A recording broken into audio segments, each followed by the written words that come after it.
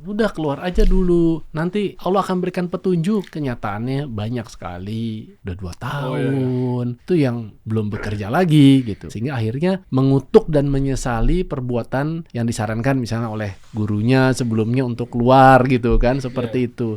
Saya agak nggak senang juga sama sebagian teman-teman itu kalau ada hal-hal ini haram. Gimana keluar? Haram, keluar. Kayak seakan-akan orang ahli fikih itu nggak ada solusi-solusi gitu. Assalamualaikum warahmatullahi wabarakatuh. Waalaikumsalam warahmatullahi wabarakatuh. Suasana Ramadan, program takjil kembali lagi bersama guru kita Al-Ustaz Zulkarnain Sunusi. Semoga Allah jaga beliau dan narasumber kali ini. Waduh, gawat nih. Saya takut merasa tersaingi karena beliau juga host juga. Tapi sebenarnya ada yang lebih penting daripada host itu. Minta update untuk kemarin, jadi beliau ini kan nggak tahu nih ini kelanjutannya seperti apa. Anda ini kan eksekutif vice president Mandiri Sekuritas. Wah. Ya, pasti pertanyaannya polemiknya luar biasa. Tapi sebelum mungkin nanti Mas Adrian nanya ke Ustadz Zul, kali ini spesial kan tanya jawab ya. Saya moderator di sini.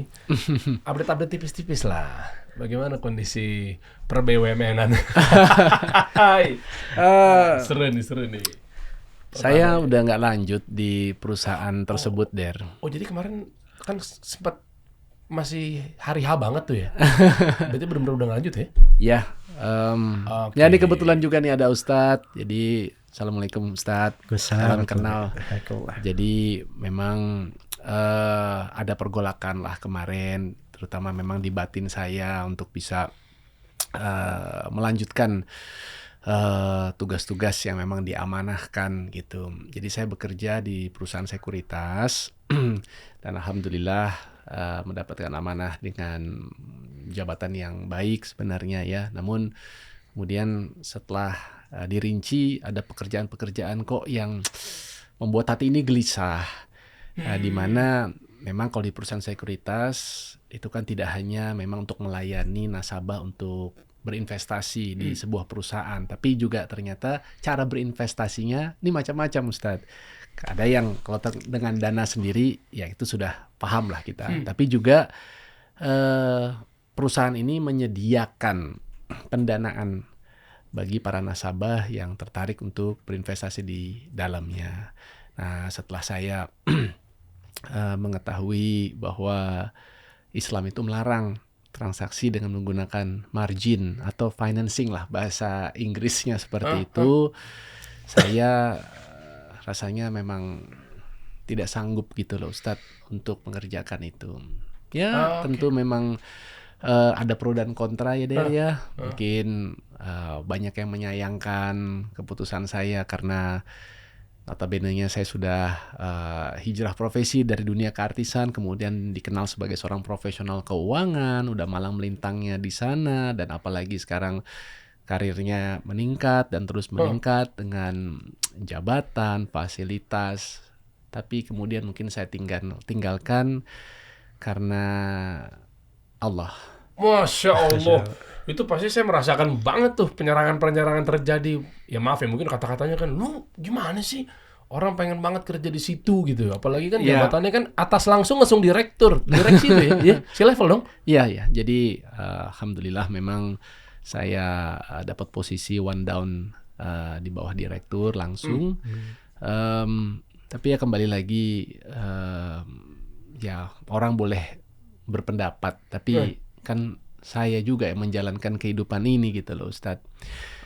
Nggak mudahnya karena kita kan bermuamalah ya Der ya. Saya kan punya banyak teman, lingkungan, keluarga. Ya mungkin banyak yang masih berpersepsi ya idealnya seorang itu kan kalau dikatakan sukses ya kalau dia punya jabatan tinggi atau mungkin memegang sebuah tanggung jawab di perusahaan yang tertentu.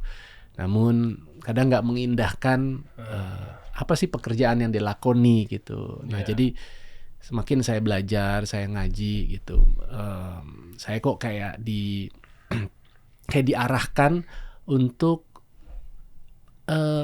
bertanya dulu atau dicek dulu ini sesuai nggak dengan yang Allah kehendaki gitu. Kalau enggak, besar kemungkinan itu saya selalu kayak dibikin gelisah gitu loh Ustadz, dibikin dalam hal apapun gitu. Saya nggak tahu ini maksudnya apa, apakah itu yang disebut dengan hidayah gitu ya. Tapi pada saat kita pun sudah tahu bahwa kita mendengar ada aja godaan-godaan yang mungkin membodoh-bodohi kita, ya kan? Maksudnya kerja itu kan ibadah, ya kan? Nanti anak istri ini gimana? Dan ya sampai sekarang berarti ini sekarang sudah 3 bulan ya, saya memang belum dapat pekerjaan lagi Ustadz. Wah, ini kalau di LinkedIn saya akan pasang open to work nih. Free transfer, free agent nih. Iya. Sayang banget kalau nggak bisa memiliki beliau nih, Masya Allah. Masya Allah. Pertanyaannya apa tuh Mas Adrian kira-kira? Masalah akad kah? Kan saya sedikit banyak juga tahu ya dengan cerita Anda. Ya mungkin karena ada Ustadz di sini, Afwan Ustadz, apakah keputusan saya untuk meninggalkan pekerjaan yang di hati ini tidak sejalan dengan syariat itu apakah benar adanya gitu? Mohon petunjuknya Ustadz. Masya Allah. Ya, barakallahu fiik. Wafik barakallah Ustadz. Alhamdulillahirabbil alamin wassalatu wassalamu ala al-mab'uts rahmatan lil alamin nabiyina Muhammad wa ala alihi wa sahbihi wa man tabi'ahum bi ihsanin ila yaumiddin, amma ba'd. Baik, jadi ini suasana Ramadan ya. Iya. Kita berharap diskusi yang seperti ini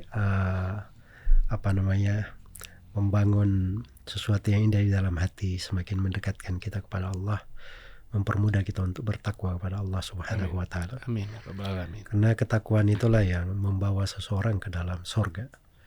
Makanya di dalam Al-Qur'an itu disebut berbagai keindahan, kebaikan di dalam surga ternyata diperuntukkan untuk orang yang bertakwa. Jadi kalau menyimak dari pertanyaan tadi itu kan salah satu contoh ya dari ketakwaan gitu. Sebab Nabi SAW pernah bersabda, al-ithmu mahaka fi nafsika wa karihta ayyattali alaihi nas. Kriteria dosa itu adalah sesuatu yang bergejolak di hatimu, ya, dan engkau tidak ingin manusia mengetahuinya. Nah, itu kalau ada hal-hal yang bergejolak di hati dan orang-orang lain kita tidak ingin tahu, mereka tahu gitu. Nah, itu berarti ciri sebuah dosa, dan itu oleh seorang mukmin kalau dia rasakan itu adalah tanda keimanan. Masya Allah. Ya, dan hal yang baik begitu. Terkait dengan apa yang ditanyakan, ya tentunya pertama untuk sebuah lembaga itu kan dilihat lembaganya ini apakah dia 100% halal pekerjaannya atau 100% haram atau bercampur antara yang halal dan yang haram. Ya. Dan yang masuk di dalam pembahasan yang dibolehkan itu pada kriteria yang pertama yang dikatakan 100% halal, ataupun ada kesalahan-kesalahan tapi tidak melarang seseorang untuk tetap kerja di situ. Itu satu sudut. Kemudian sudut yang kedua, yang tidak memperbolehkan kita berhubungan dengan kerja itu kalau pada kerjaan itu ada hal-hal yang diharamkan. Dan pokok keharaman itu kadang terkait dengan kezaliman, mendolimi diri sendiri, mendolimi manusia, atau kadang terkait dengan masalah riba. Ada riba di situ, ya, terjadi riba atau terjadi hal yang tidak jelas, perkara yang gharar. Nah, itu pokok-pokok yang menyebabkan transaksi itu diharamkan di dalam syariat. Ya, jadi saya yakin ya dari Pak Andrian sudah tahu ya mungkin posisi-posisi kelirunya itu di mana. Karena itu bergerak di hatinya ada risau dan seterusnya, dan itu adalah hal yang baik di dalam perkara yang seperti ini. Jadi kalau tahu bahwa kita harusnya menempuh jalan yang benar, itu sebenarnya nggak perlu diragukan. Bahkan harusnya kita berbaik sangka kepada Allah Subhanahu wa taala. Karena ada ungkapan ya dari sebagian para salaf. Dia berdoa kepada Allah Subhanahu wa taala, mohon ya Allah saya berlindung kepadamu, jangan an akuna aziman fi nafsi wa saghiran indaka. Jangan sampai saya ini agung, besar pada diriku, dipandang oleh orang-orang, tapi saya kecil di depanmu. Atau tidak ada harganya. Ya. Dan kita tidak ingin seperti itu ya. Orang-orang memandang kita bagus dan seterusnya, tapi kita nggak ada apa-apanya di atas langit. di depan Allah Subhanahu wa taala. Ya, jadi hal-hal yang seperti ini memang dari perkara yang sangat penting sekali dalam kehidupan seorang muslim. Ya, apalagi kalau kita meninggalkan sesuatu yang keliru itu karena Allah, itu kita juga harus yakin bahwa Rasulullah SAW bersabda, innaka lan tada syai'an ittiqa Allah illa abdalakallahu khairan min. Tidaklah kamu meninggalkan sesuatu itu karena takwa kepada Allah, kecuali Allah akan mengganti kamu dengan sesuatu yang lebih baik dari itu. Ya, cuman sesuatu yang lebih baik ini yang kita sering menafsirkan sendiri. Ya, saya tadinya gajinya 60 juta. Begitu saya tinggalkan, saya belum dapat kerja atau gaji saya turun. Kok nggak jadi lebih baik? Ya, itu kan penafsiran kita. Betul, kan? betul. Dipikirnya baik itu dalam ukuran materi. Dalam materi. Ya. Padahal mungkin lebih baik itu kita dapat afiat dari sudut agama kita. Oke. Kita dapat ketenangan. Ada sebagian orang mungkin kalau dia dapat pikiran bisa sakit macam-macam, biayanya lebih banyak lagi, ya kan?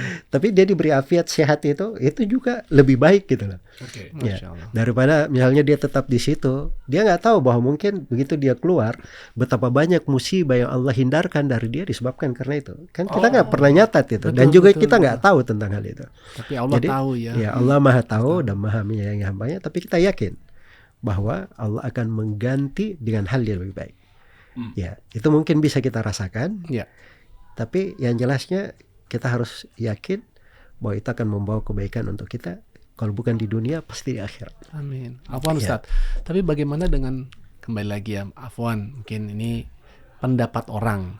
Walaupun sebenarnya ya kita lah yang menjalankan kehidupan, tapi kan karena kita hidup bersosialisasi ya, mungkin ada keluarga, sahabat, teman gitu, yang mengatakan kan kerja itu juga ibadah, ya kan? Kan ada istri, anak-anak, orang tua, mertua, karyawan, semua yang kamu kerja itu kan semua harus dihidupin, ya kan? Lah kalau kamu misalnya nggak kerja atau sekarang sedang tidak kerja udah berbulan-bulan ini, bagaimana sih mereka ngandalin tabungan? Mungkin hanya hitungan berapa lama, dibikin gelisah lagi, Ustaz. Waduh, malah jadi motor nih. Ntar para anak istri nggak bisa hidup, jadi gitu. Ya betul. Kerja itu bagian dari ibadah. Kalau pekerjaannya halal, ya kan? Tapi kalau pekerjaannya haram, sudut ibadahnya di mana yang kita mau dapatkan? Nah, Ya, jadi ibadah itu kan harus memenuhi syarat-syarat. Ya, dari syarat-syaratnya itu sebagai ibadah dia ikhlas karena Allah Subhanahu wa taala. Terus pada hal yang dihalalkan oleh Allah. Jangan sampai kita menyelisih ketentuan Allah dan Rasulnya di situ. Ya. Ya kan? Kemudian kita niatkan pada perkara dunia ini kan halnya terkait dengan dunia sebenarnya. Kita niatkan niat ibadah.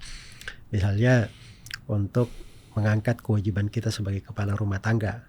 Kita perlu menafkahi keluarga kita. Menafkahi keluarga kan artinya kita menunaikan kewajiban. Betul, Ustaz. Ya, memberi makan ke istri kita, ke anak-anak kita, itu kan bagian dari sedekah.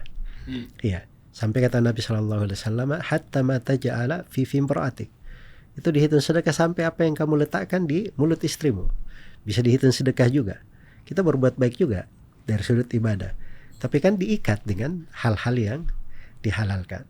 Nah, justru kita sekarang dilihat aja posisinya. Sebenarnya kita ini dari kerjaan yang tidak halal ini, kita pindah kepada kerjaan yang lain, itu artinya dari suatu yang kita anggap ibadah tanda petik tadi ya, kita sebenarnya pindah kepada ibadah yang lain. Ya kan? Sebenarnya ini posisinya antara ibadah kepada ibadah yang lain. Nah itu tidak ada masalah di dalam hal yang seperti itu. Ya itu satu sudut. Sudut yang kedua, ini kita berbicara tentang kenyataan memangnya. Jadi memang para ulama itu ketika berbicara dengan hukum-hukum syar'i, itu mereka bukan berbicara pada satu hukum itu juga, tapi kadang dilihat pada orang yang bertanya, dilihat pada kondisi yang dihadapi, ya dan seterusnya. Karena itu saya pernah tanya kepada guru saya, Syekh Shalal Fauzan, nih sudah 2 kali saya bocorin ke Dery nih. wah, yang mana Ustaz? Ya, jadi tentang orang yang kerja di lembaga yang di situ dianggap bahwa banyak hal yang diharamkan. Ya. Ya, saya tanya kepada beliau, ini orang keluar dari lembaga itu atau tidak? Kata Syekh Hafizahullah, ya dia keluar kalau dia dapat pekerjaan yang lain. Tapi kalau misalnya dia belum dapat pekerjaan yang lain, Ya. ya nggak apa-apa dia tetap kerja sampai dia dapat pekerjaan yang lain. Jadi bukan disuruh terus-menerus kerja di situ, tapi itu di lembaga yang memang jenis kerjaannya itu haram, tapi ada syubhatnya bercampur gitu, Iya, iya, iya. bercampur. Jadi apa namanya, itu hikmah ya, karena kita kan juga memikirkan orang yang keluar dapat dampak yang lebih apa namanya besar, menjatuhkan dia ke dalam bahaya. Ya, itu ada kaidah syariat bahwa ad-darurat tubihul mahdhurat, perkara yang darurat itu kadang membolehkan hal yang dilarang. Tapi itu kan diambil sekadarnya, pada batasan yang diperlukan saja. Karena itu ini nggak bisa menjadi jawaban umum juga, tapi dilihat pada kondisi dan keadaan orang. Tapi ada sebagian orang yang dia punya kekuatan hati, dia punya kesabaran, dia punya keuletan. Nah, ini dia bisa bertahan walaupun dalam kondisi yang seperti itu bertahan. Ini tentunya lebih cakep sebab dia terhindar ya sama sekali dari kejelekan tersebut. Ustadz, kalau begini sekarang Ustadz, tadi saya ini kan sudah ya tadi meninggalkan dunia showbiz lah seperti itu ya, dunia pertelevisian sudah cukup lama dan memang sudah dikenalnya sebagai praktisi keuangan dan investasi. Saya license sebagai fund manager, broker dealer di industri pasar modal. Apakah saya masih boleh untuk bekerja di industri pasar modal? Tapi kalau memang yang saya pekerjakan ini adalah job-job atau role-role yang terkait dengan spesifik untuk syariah. Karena sekarang kan ada pasar modal syariah, produk keuangan juga ada reksadana syariah yang seperti itu, yang dimana ini menurut pendapat saya, mungkin perbaiki Ustadz kalau salah, tetap perlu ada figur-figur gitu yang juga berjuang untuk bisa membesarkan keuangan-keuangan atau investasi syariah gitu dalam aspek kehidupan saat ini. Pandangan Ustadz bagaimana Ustadz?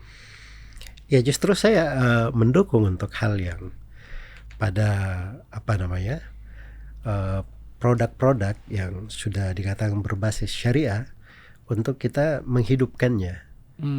Ya kalau ada kesalahan diperbaiki dari kesalahan itu. Apalagi kalau hal tersebut terkait dengan stabilitas negara, perekonomian negara. Ya masa ada kesalahan, kemudian kita cabut aja, kabur aja dulu ke luar negeri. Ya nggak cocok seperti itu. Kabur aja dulu. Masa dibuat orang rusak, dibuat apa namanya keterpurukan, padahal dia tahu dia bisa memperbaiki. Jadi ada hal-hal yang sebenarnya itu ada kaitannya juga dengan masalah melihat dari tata negara, kemaslahatan umum. Ya karena itu di sejumlah pembahasan ada fatwa-fatwa dari para ulama itu, ada hukum jelas ini haram, tetapi mereka memberikan rincian karena ada khawatir ada bahaya lain akan timbul disebabkan karena hal tersebut. Dan itu biasa di tengah orang yang berilmu, fatwa yang seperti itu ada. Baik. Ya. Jadi karena itu sebenarnya ini sudah Bapak kan sudah masuk di posisi yang luar biasa ya sebenarnya. Jadi sisa kita apa namanya, lihat dari sudut-sudut yang nyaman di situ kita kerja, halal, kita bisa membangun hal yang baik, memperbaiki, ya dan itu cuma perlu konsultasi saja kepada orang-orang yang ahli agama untuk didudukkan. Kalau saya masuk di job ini kayak gimana, masuk ke job ini kayak gimana. Yes, dan itu insya Allah Ta'ala salah satu solusi yang bagus di dalam hal itu. Jadi walaupun belum sempurna bukan berarti itu kita tinggalkan sama sekali gitu ya Ustadz ya. Kalau memang itu ada sebagai sarana kita bisa berdakwah di dalamnya, kita bisa tadi mungkin berjuang untuk memperbaiki dan bisa mengedepankan apa-apa yang lebih sesuai dengan syariat, itu malah insya Allah malah baik gitu ya Ustaz. Ya justru Nabi itu kaidah yang afwan Ustaz, kaidah yang kalau kita nggak bisa masuk semuanya jangan tinggalkan semua, itu gimana Ustaz? Ya jadi Nabi SAW itu gemar memberi solusi. Ya bukan sih, wah kamu saya pecat, kamu saya tinggalin, begini dan seterusnya. Jadi ada seorang sahabat diberi oleh Nabi SAW amanah untuk sebuah korma. Jadi kormanya ini korma agak jelek gitu. Ya, maka setelah itu sahabat ini dia datang membawa kurma yang bagus. Nabi tanya, dari mana kamu dapat kurma yang bagus? Padahal kurma yang seharusnya dia bawa adalah kurma yang jelek. Kata sahabat ini, ya Rasulullah, kurma yang jelek ini itu saya ganti 2 sok dengan 1 sok kurma yang bagus. Nah, itu kan riba namanya. Karena kurma ditukar kurma, kaidahnya di pembahasan riba harus sama. Ini 2 ini 1. Ini 2 ini 1 kan. Harusnya 1-1. Walaupun lebih baik. Ya walaupun lebih baik. Tapi nggak bilang kepadanya, kamu setelah ini sudah kamu saya pecat ya. Nggak boleh kamu kerja di sini. Nggak boleh. Tapi begitu. Nabi arahkan kepadanya solusi syar'inya. Harusnya kurma yang jelek 2 itu kamu jual dulu.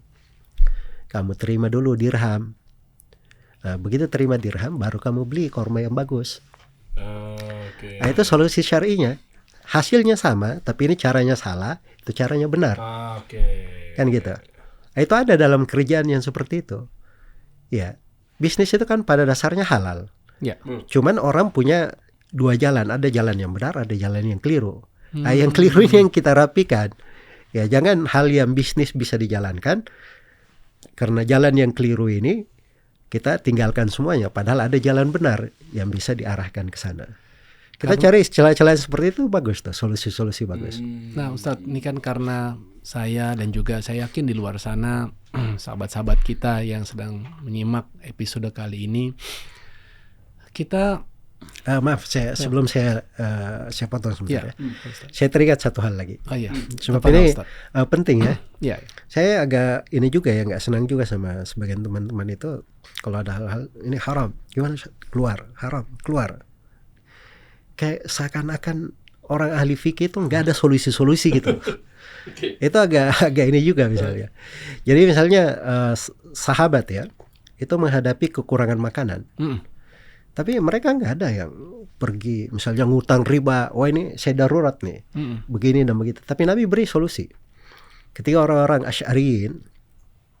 Asy'ariyin ini dari orang-orang berasal dari sebuah kabilah, asalnya dari Yaman, Wadi Rima namanya. Tapi akhirnya mereka datang ke kota Madinah. Ya, walaupun setelah Nabi meninggal, mereka akhirnya berpindah ke Kufah ya. Di antaranya Abu Musa al-Asy'ari dan seterusnya. Ya, jadi mereka ini suatu hari kena kayak paceklik lah, kekurangan makanan gitu. Jadi kekurangan makanan menimpa mereka. Kata Nabi SAW, kumpulkan semua orang-orang kalian. Kemudian Nabi bilang, beliau hamparkan sebuah hamparan gitu. Kemudian beliau berkatakan, hendaknya kalian semua menyimpan makanan kalian di sini. Maka datanglah setiap keluarga, setiap orang dia bawa makanannya. Ada yang banyak, ada yang sedikit dan seterusnya. Begitu terkumpul, maka Nabi berkata, setiap dari kalian hendaknya mengambil dari makanan yang terkumpul ini apa yang memenuhi keperluan kalian. Akhirnya semuanya ngambil sesuai keperluannya. Selesai, dan Masya Allah masih ada yang tersisa. Ya, jadi diberi oleh Nabi solusi. Ya kan? Itu solusi syari. Dan ini hadits, ini dasar di dalam masalah asuransi syariah. Ya, dasar penting. Nah ini pikirnya luas ya di pembahasan ini. Tapi maksudnya solusi itu selalu diberikan. Dan itu syariat kita. Karena agama ini membawa kepada rahmat.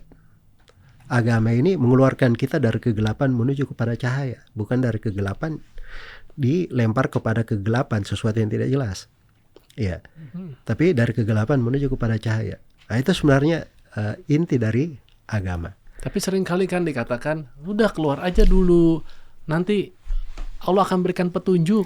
Kenyataannya banyak sekali kawan-kawan, ya kalau kayak sekarang kan saya mungkin baru 3 bulan ya, tapi udah 2 tahun, itu yang belum bekerja lagi gitu. Karena mungkin satu hal yang dia pikir bekerja berarti harus di tempat yang sejenis gitu kan. Misalnya kalau di lembaga ribawi ya harus di situ gitu.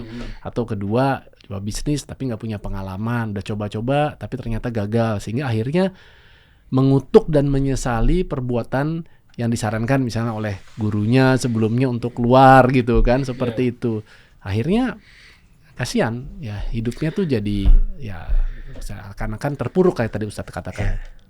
Jadi kadang si guru nggak salah ya, karena dia memberikan fatwa sesuai dengan kondisi yang bertanya pada saat itu. Ya. Ya, adapun hal selain daripada itu kan kita tidak tahu ketentuan Allah. Dan orang diberi ujian dan cobaan atas keimanannya yang berbeda-beda, beraneka ragam. Masya Allah. Ya. Jadi hal yang seperti itu dibawa santai aja. Jadi kalau misalnya dia anggaplah sudah 5 tahun belum dapat kerjaan, ya pertanyaannya kenapa masih hidup? Karena Allah cukupkan Ya rezekinya. kan? Ya. Masih ada rezeki yang Allah berikan. Jadi mungkin itu dia nikmati saja. Kalau kemarin dia kecukupan, dia ada kewajiban bersyukur. Kalau sekarang dia ada kekurangan, dia ada kewajiban bersabar. Syukur ibadah, sabar juga ibadah. Ya kan? Oke. Jadi antara ini itu di mana-mana dia ibadah sebenarnya.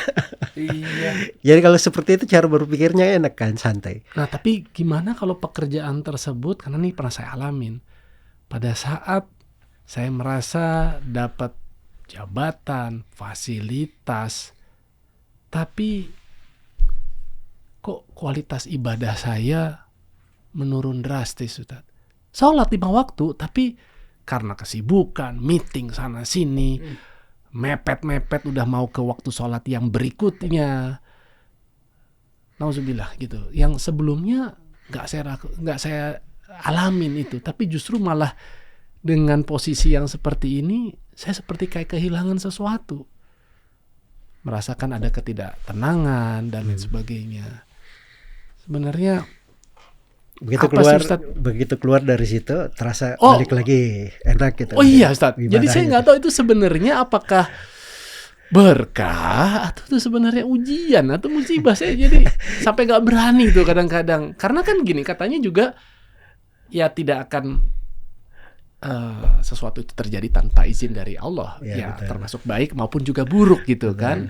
Sehingga kita yang sudah memohon sama Allah, berdoa, kan pastilah kita pasti berdoa untuk yang baik-baik. Dan pada saat misalnya kita pernah mengerjakan sesuatu, ya karena izin dari Allah juga gitu kan. Artinya kenapa kok sampai harus disempatkan untuk bisa merasakan hal-hal seperti itu atau perilaku yang seperti itu? Ya jadi begini, kadang seseorang itu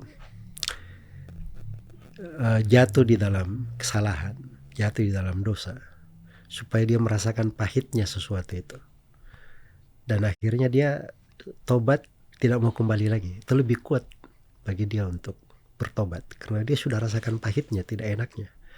Dan itu kekuatan imannya akan berbeda dengan orang yang tidak pernah merasakan itu. Itu salah satu hikmah kenapa ada ujian dan cobaan. Ya. Kemudian yang kedua, kadang itu tadi yang saya bilang, kata baik itu kan kita harus yakin ya, kalau kita tinggalkan sesuatu karena Allah, kan Nabi sudah tegaskan, abadalakallahu khairan minhu, Allah akan ganti kamu lebih baik daripada itu. Yang lebih baiknya misalnya tadi ya, sibuk pada saat penuh fasilitas dan seterusnya, ya mungkin 2 rakaat sebelum subuhnya nggak pernah dia lakukan, ya kan? Para 2 rakaat sebelum subuh itu, kata Nabi SAW, rakaat al-fajri khairun minad dunya wa fiha. 2 rakaat sebelum subuh lebih baik daripada dunia dan segala isinya. Kalau kemarin kita sudah kehilangan dunia dan segala isinya berhari-hari, tiap hari. Kalau sekarang alhamdulillah kita nikmat tiap hari dapat gitu. Belum lagi sholat malamnya, dikirinya. Kita kadang kurang merenung ya pada saat sibuk dan seterusnya. Nah, disitulah kita mempelajari keseimbangan. Ya, makanya tugas-tugas berat itu tidak boleh dipisahkan dari berzikir kepada Allah. Makanya Nabi Musa alaihissalam ketika dilantik sebagai Rasul dan dilantik pula saudaranya Nabi Harun, maka Allah perintah kepada mereka, idhaba ila fir'auna faqula lahu qawlan layyinan la'allahu yatadhakkaru aw yakhsha. Di ayat juga dikatakan wala taniya fi dzikri. Ya. Dan jangan kalian berdua putus asa jangan kalian berdua lalai di dalam mengingatku. Jadi diberi tugas besar sebagai seorang nabi, ini tugas berat banget ini sebagai seorang nabi. Untuk membantunya disuruh banyak berzikir kepada Allah. Tapi kita ini kan beda, apalagi kalau urusan dunia ya, sudah masuk ke sini, zikirnya kita yang kurang. Iya. Ya. Padahal sebenarnya kita bisa memanfaatkan banyak waktu kita dengan berzikir kepada Allah Subhanahu wa taala, sambil meeting, sambil kerja. Ya, kita mengingat Allah. Ya, memulai saja baca bismillah. Selesai kita baca alhamdulillah. Yang ringan-ringan aja dulu. Nah, itu kan keberkahan itu sebenarnya dalam hidup. Ya. Jadi mungkin ketika kita keluar dari sesuatu yang melalaikan, kita akhirnya bisa berenung, memperbaiki. Itu kan kebaikan sebenarnya. Dan kalau dihitung-hitung nilainya, tadi 2 rakaat subuh aja lebih bagus daripada dunia dan segala isinya. Allah. Ya, barakallah. Oh, Masya Allah, Wafik, Allah yabarik fik. Jadi makin kelihatan bahwa kita mungkin nggak serampangan anak istri tiba-tiba gas, udah aku harus cabut nih, aku harus apa segala macam gitu kali ya, Mas ya. Nah, makanya mudah-mudahan teman-teman bisa menyikapi nih. Ada lagi mungkin yang mau ditanyakan dari Mas Adrian nih, buka Ustadz, terkait mungkin akad-akad yang berubah juga kayaknya asik juga tuh dibahas. Ya nggak, maksudnya kan nggak tahu di kantor yang mana, kan biasa jadi kan kok akadnya begini kok tiba-tiba berubah, itu kan sering terjadi di perusahaan-perusahaan. Iya. Itu mungkin kalau mau ditanyakan juga cakep juga tuh mewakili ya, teman-teman lagi nonton. Nah, kembali lagi ya tuh Ustadz, kalau misalnya katakanlah kita sudah berada dalam sebuah tanggung jawab, lalu kemudian kita disuruh mengerjakan sesuatu yang tadi bertentangan karena mungkin ya ada tanggung jawab, bukan hanya keluarga tapi mungkin kepada pihak pemberi kerja karena ada hutangan dan lain sebagainya. Tapi kita terus menerus aja ada di sana. Jadi ada 2 pertanyaan itu tuh Ustadz. Nah, kalau misal kita tetap berada di sana, itu bagaimana? Dan kebetulan mungkin ini juga pertanyaan dari teman-teman saya. Karena ada yang tahu kalau saya nanti mau ketemu Ustadz, Bri, tolong tanyain ke Ustadz. Ini bagaimana nih? Saya tahu sesuatu ini artinya nggak benar, tapi saya nggak bisa gitu loh untuk seperti kayak Adrian seperti itu. Tahanan karyawan terbelenggu dalam satu kubangan. Silakan Ustadz. Waduh. Ya, di dalam Al-Quran Allah Subhanahu wa Ta'ala berfirman, fattaqullaha mastata'tum. Bertakwalah kalian kepada Allah sesuai dengan kemampuan kalian. Ya, sesuatu yang diperintah di dalam syariat itu semuanya dibangun di atas dasar al-istita'ah, kemampuan. Jadi pada apa yang kita mampu kita laksanakan, apa yang kita tidak mampu Allah tidak bebani kita pada hal yang kita tidak mampu. Ya, kalau dia belum mampu untuk misalnya meninggalkan, bahkan kalau dia tinggalkan mungkin sudah diikat dengan banyak ikatan yang kalau dia keluarin, dia keluar mungkin bahaya akan besar sekali terhadap dia. Maka tadi itu dia keluarnya bertahap, ya, pelan-pelan. Ya, insya Allah kalau dia bertakwa jujur kepada Allah akan dibukakan solusi lain untuknya, akan dimudahkan untuk hal itu. Ya, itu banyak ya kalau kita dengar dari teman-teman, kisah-kisah teman-teman yang berhasil itu banyak sekali. Orang-orang yang dulu di posisi ini dia malah merintis dari kecil sampai akhirnya bisa lebih besar, dia lebih bangga dengan hal tersebut. Ya, ada orang yang dulunya dia mengejar sesuatu nggak dikasih, ya, nggak dimudahkan ke situ. Ternyata baru dia tahu di belakangnya ternyata Allah inginkan untuk dia hal yang lebih baik daripada itu. Masya Allah. Ya, makanya kita selalu berdoa itu berbaik sangka di dalam doa. Makanya disebut oleh para ulama doa itu berbaik sangka. Kita pertama berbaik sangka itu 3 dalam doa. Pertama, kita yakin bahwa doa ini dikabulkan. Ya. Kalau misalnya kita tidak lihat doanya dikabulkan, berarti kita yakini bahwa Allah menginginkan kita hal yang lebih baik daripada yang kita minta. Ya. Kalau kita tidak lihat misalnya apa-apa sebatas pengetahuan kita, paling tidak kita yakini bahwa doa itu ibadah. Kita sudah dapat pahala dengan ibadah. Masya Allah. Nah, kita akan selalu di atas hal yang baik begitu. Tapi kalau kita bilang, oh saya sudah doa, kok tidak dikabul-kabulin ya? Saya sudah tinggalin hal yang haram, kok saya nggak dapat ya hal yang pekerjaan lebih bagus. Itu kita sibuk dengan hal-hal yang membahayakan diri kita sendiri. Dan khawatir itu adalah masuk ke dalam bisikan-bisikan syaitan. Ya, sebab orang yang mau istiqomah itu luar biasa jalan istiqomah. Dan tidak akan ditinggalkan oleh syaitan. Ya kan? Tidak akan ditinggalkan oleh syaitan. Jadi juga harus diperhitungkan, dan disitulah kita mulai dari ibadah. Begitu berjalan ada ibadah-ibadah lain yang menanti kita. Ya, cuma di ibadah-ibadah ini kan orang berbeda-beda jenis ibadahnya yang diberikan untuknya, ada yang ringan, ada yang berat dan seterusnya. Saran dari Ustadz Wafik Barakallah untuk bisa seseorang itu istiqomah di jalan yang sesuai dengan syariat, selain tentunya berdoa, memohon pada Allah agar dijaga, apa dalam keseharian ini yang baik untuk dilakukan, Ustaz? Yang paling penting itu ada hubungan dengan ilmu agama. Itu yang paling penting. Karena ilmu agama itu sumber kekuatan. Ilmu agama itu kalau seorang paham apa yang tuntunan, apa yang seharusnya dia lakukan, itu akan memberi untuknya solusi pada masalahnya.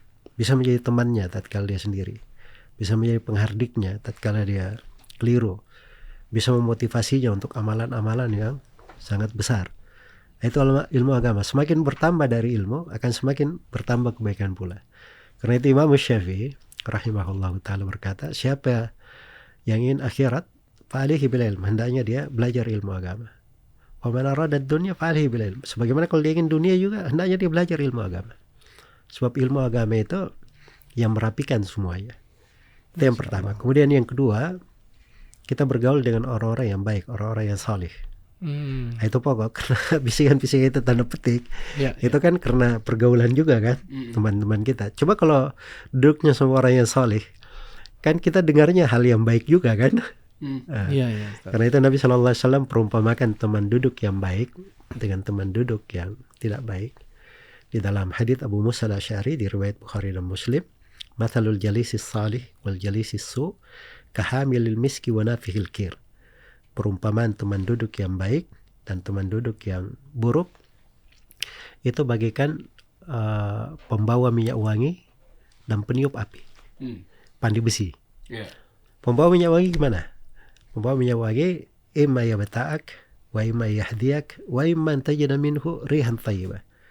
Ini pembawa minyak wangi, pedagang minyak wangi, mungkin dia jual, beli aja. Wah, luar biasa kita punya wanginya, minyak wangi yang kalau enggak coba minyak wangi saya, kita dapat kita. Ya. Kalau tidak, kita akan cium bau harum di sekitarnya. Dia enggak ngasih tapi harum di sekitar kita. Itu teman duduk yang baik itu. Kadang kita diberi sesuatu yang berharga, kadang kita mengambil faedah yang berharga darinya. Pengen tidak, kita enggak lihat dia ketika waktu sholat dia pergi sholat, ya kan? Ketika berbicara dia enggak gibah terhadap manusia, dia enggak berbuat hal yang diharamkan. Nah, itu kan teman duduk yang baik. Tapi kalau teman yang duduk yang buruk, itu bagaikan pandi besi. Pandi besi itu kalau masa dahulu kan ditiup-tiup api itu kan. Salah tiup sendiri bisa kena bakar dia. Dapat baunya gitu. Kalau tidak ya di sekitarnya gak enak. Itu teman duduk yang buruk. Jadi memilih subhanallah teman duduk itu penting sekali. Makanya dalam Al-Quran itu ada beberapa hikmah kaitannya di situ karena memilih teman duduk itu. Bahkan disebutkan kisah Ashabul Kahfi. Ya kan? Ashabul Kahfi dengan seekor anjing.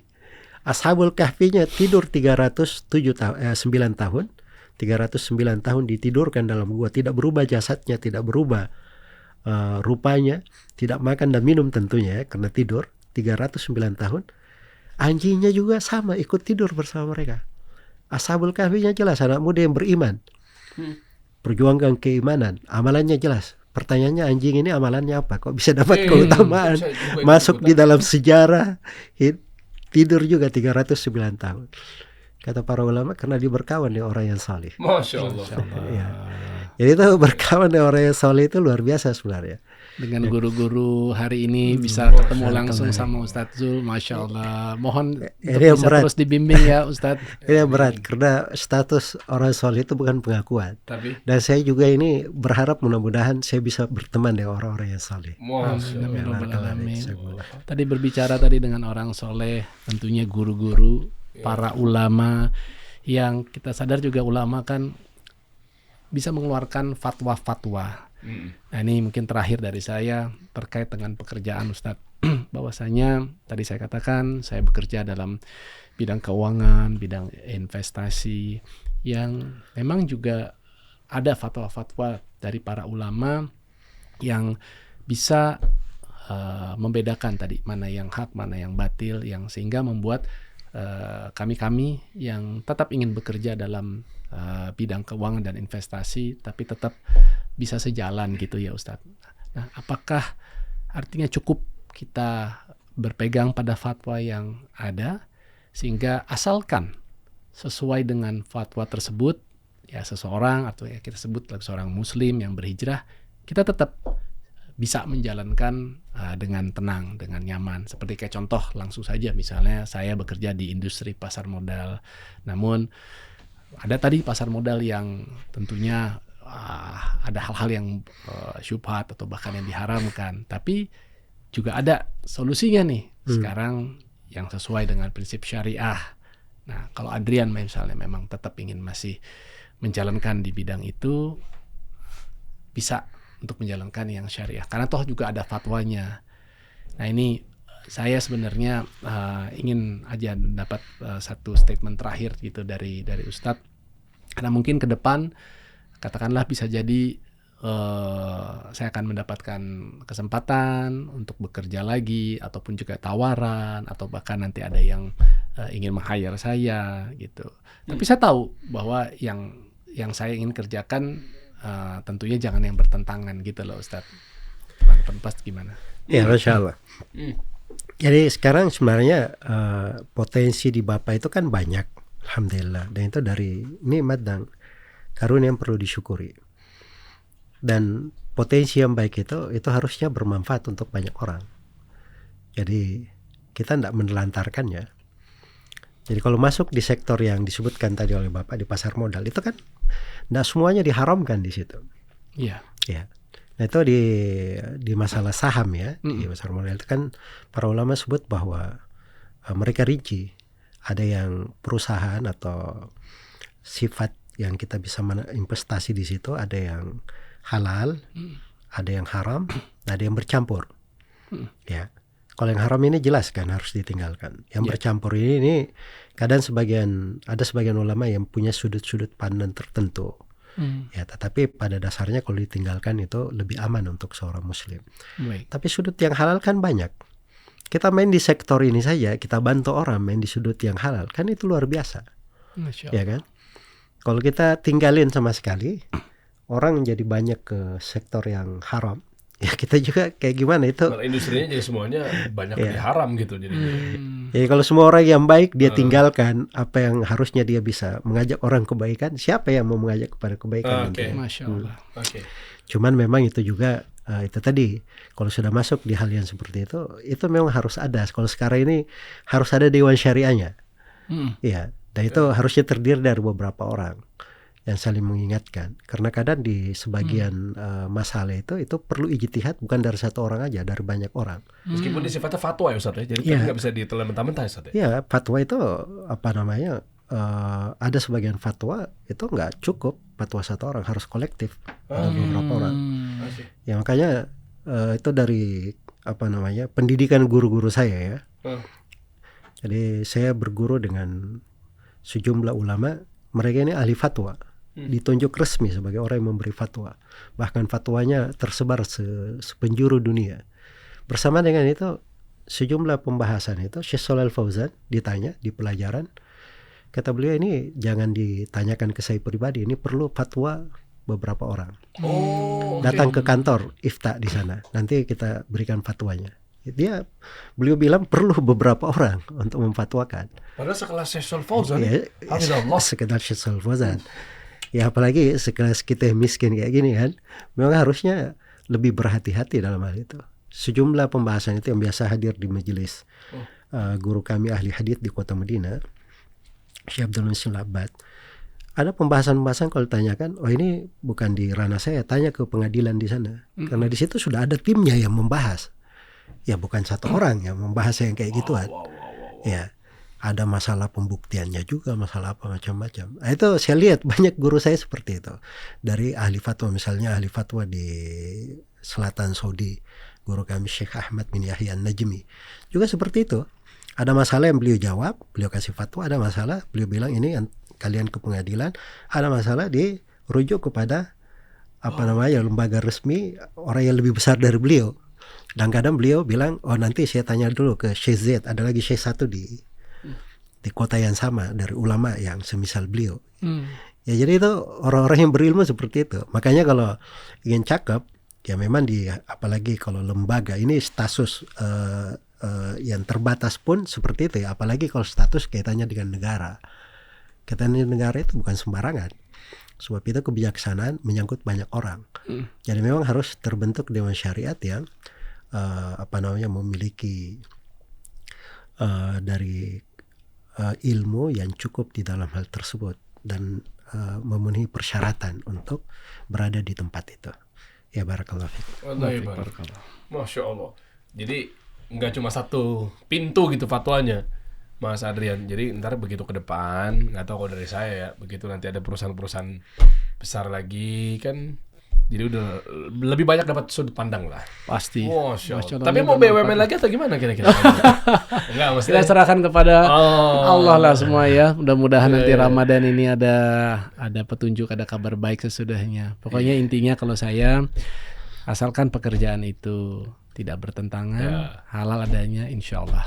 Tapi kalau memang sudah bertentangan, apapun jabatannya, apapun fasilitasnya, saya akan tinggalkan. Masya Allah. Dari perusahaan asing ternama, apa namanya, Schroeder sebelumnya. Schroeder. 8 tahun lebih saya di sana. 8 tahun. Akhirnya cinta sama NKRI ke BUMN. Itu pun juga masih pila-pila. Masya Allah. Oh, mohon doanya Der, mohon doanya Ustadz ya, semoga Allah mudahkan, Allah temukan dengan ladang pekerjaan tempat di mana saya bisa bukan hanya mencukupi kebutuhan nafkah istri, keluarga dan juga orang-orang terdekat saya, namun juga sebagai sarana ibadah untuk lebih mendekatkan diri dan ketakwaan kepada Allah Subhanahu wa taala sebagai ya satu-satunya tinggal bekal saya amal yang masih kurang ini. Masya Allah. Mudahkan semuanya insyaallah. Masya Allah, semoga Allah mudahkan, barakallahu fikum ya. Barakallahu fiik. Rebutan aku Anda mah kan.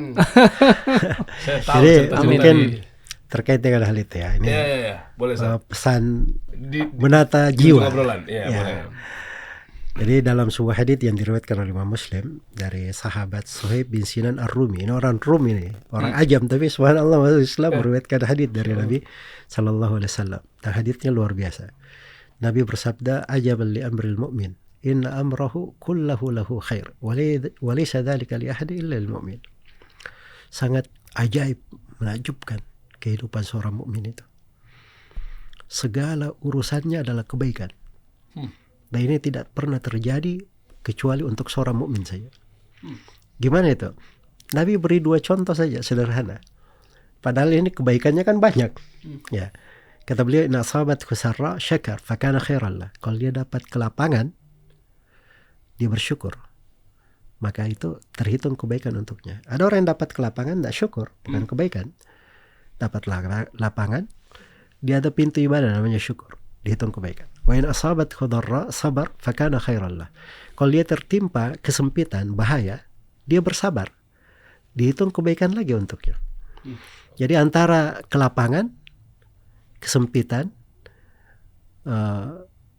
karunia dan ujian itu sama aja baginya. Dia selalu berada di antara 2 kebaikan. Itu seorang mukmin. Ajaib memang kehidupannya.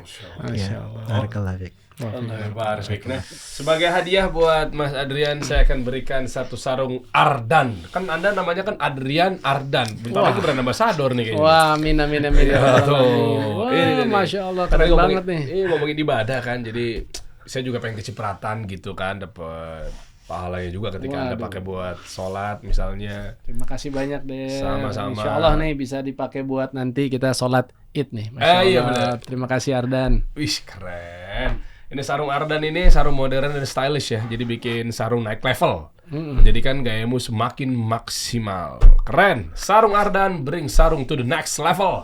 Wow, dipegang Mas Adrian mau udah naik terus nih levelnya. Bisa intip-intip apa dalamnya boleh?